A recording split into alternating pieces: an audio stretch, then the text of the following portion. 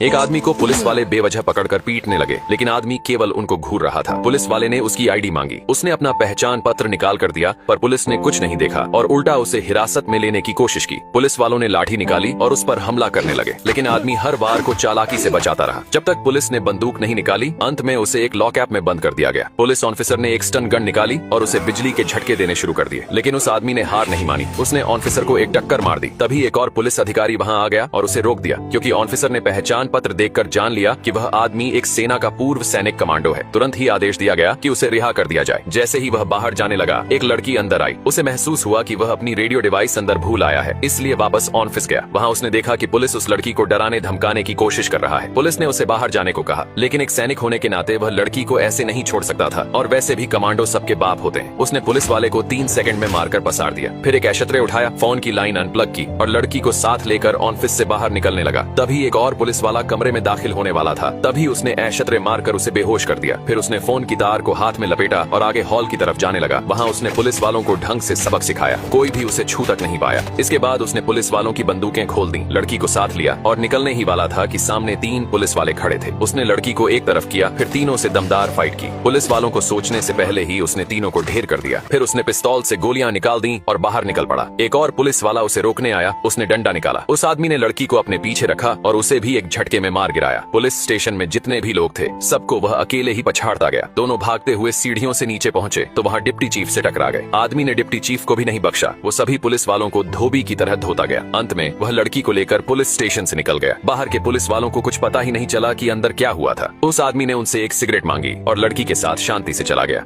तराजू के दोनों तरफ उस द्वीपीय देश के 2 सबसे धनवान उद्योगपति खड़े थे। उन्होंने अपनी पूरी संपत्ति को सोने की ईंटों में बदलकर इस जोखिम भरे वजन मुकाबले में सब कुछ दांव पर लगा दिया था। जीतने वाला दूसरे की सारी संपत्ति का मालिक बन जाता, जबकि हारने वाला बिल्कुल खाली हाथ रह जाता। सबसे पहले माइकल आगे बढ़ा और उसने $50 अरब के बराबर सोना तराजू पर रखवा दिया। इसके जवाब में रॉबर्ट ने भी $40 अरब मूल्य का सोना लाकर साफ संकेत दिया कि वह सीधे टक्कर देने आया है। पहले राउंड में शुरू हुआ मित्र सहायता चरण। रॉबर्ट के समर्थक भारी भरकम खजाने के संदूक लेकर पहुंचे। उन्होंने भी अपनी दौलत सोने में बदलकर रॉबर्ट की तरफ जोड़ दी। माइकल की तरफ हालात इतने बेहतर नहीं थे। वहां सिर्फ 2 समर्थक आए, जिनका योगदान मिलाकर मुश्किल से 2 छोटी सोने की ईंटें बनी। रॉबर्ट की टीम ने इसके जवाब में एक विशाल सोने का ब्लॉक लाकर रख दिया, जिससे तराजू और झुक गया। तभी माइकल का बचपन का दोस्त आया, हाथ में 2 प्राचीन वस्तुएं लेकर। देखने में वे काफी कीमती लग रही थीं, मानो खेल की दिशा बदल सकती हो। परंतु अधिकारियों द्वारा जांच के बाद घोषणा हुई, उनकी कीमत शून्य। कारण बताया गया कि किसी तरह का लेन देन रिकॉर्ड मौजूद नहीं है, इसलिए उनकी असली कीमत साबित नहीं हो सकती। पास खड़े रॉबर्ट ने व्यंग्य किया, क्या ये चोरी का माल है या कुछ और? माइकल ने यह अपमान भी शांत मन से सहा। उसे भरोसा था कि उसका व्यापारिक साझेदार अभी आएगा, जो स्वयं भी अरबपति था। आखिरकार वह साझेदार पहुंचा और वह भी सीधे 3 ठेलों पर लदी भारी सोने की ईंटों के साथ। माइकल खुशी से उछल पड़ा, मगर सबको स्तब्ध कर देने वाला पल तब आया जब वह साझेदार सीधे रॉबर्ट के प्लेटफॉर्म की ओर मुड़ गया। हॉल में सन्नाटा फैल गया। किसी को अपनी आंखों पर विश्वास नहीं हुआ। माइकल का भरोसेमंद साथी अंतिम क्षण में ही उससे मुंह मोड़ चुका था। रॉबर्ट ने सहजता से कहा, उसके खिलाफ मेरे पास कुछ पुराने सबूत हैं। थोड़ी सी पकड़ बहुत असर दिखाती है। मजबूर होकर वह साझेदार रॉबर्ट की बात मान गया और चुपचाप बाहर चला गया। उधर माइकल अपनी कुर्सी पर ढह गया, अंदर तक टूट चुका था। मित्र सहायता राउंड समाप्त हुआ और अब आधिकारिक वजन माप शुरू हुआ। रॉबर्ट बाईं तरफ चढ़ा, माइकल दाईं ओर। पूरे हॉल में सांसें थम गईं। जब तराजू हिलना शुरू हुआ, धीरे धीरे झुकाव कम होता गया, संतुलन के बिल्कुल करीब आते हुए। जो जीत माइकल की पक्की लग रही थी, अब अधर में थी। दोनों के बीच का फर्क बेहद मामूली रह गया था।